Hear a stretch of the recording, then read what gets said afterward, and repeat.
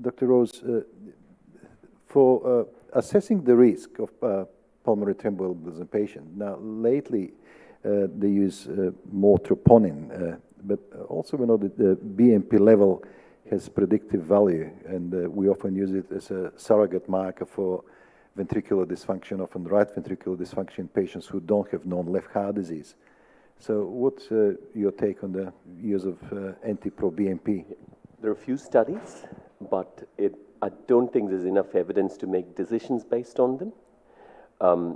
So that's really where it is. You won't find it in mainstream literature. It's not on the guidelines. There are some studies showing that it could be effective, but there's compared to troponin T, I mean, I think it's, correct me if I'm wrong, more a marker of heart failure rather than injury. Dysfunction. So dysfunction. So it's, at the moment, the evidence lies with highly sensitive troponin.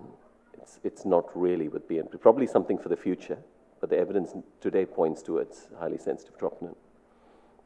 Okay. Questions?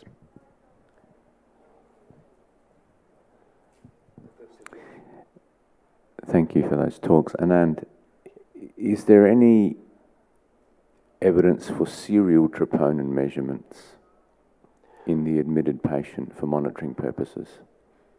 For monitoring? Serial troponin measurements in for pulmonary monitoring, yes. Yeah. Look, not really. It's said to be a marker of injury and stratification, but in terms, I think you will really move on to the next step. You're not going to wait for the next troponin and then act. So that's really where the evidence, and I think most centers would adopt that view. They come in and then probably would move to an echocardiogram straight.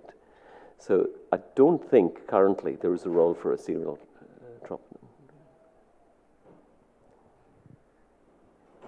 Any other questions?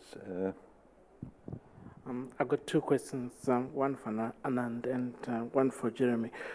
The use of echocardiography in risk stratification, how prevalent is it in our setting? Because we struggle to get an echocardiogram within the timeframes to influence management. And for Jeremy, I guess the case for anticoagulation in PAH is settled? Okay. Look, echocardiogram, I echo your views, and that wasn't intended. Look, it is difficult, and that's really what the point I said. Running that study of 526 normotensive patients is hard. I think it depends on how closely we are aligned with the cardiologists and those who actually do echocardiograms. Flinders is moving towards getting 24-hour echoes, and it's slightly easier, but I don't think the last word on that has been said.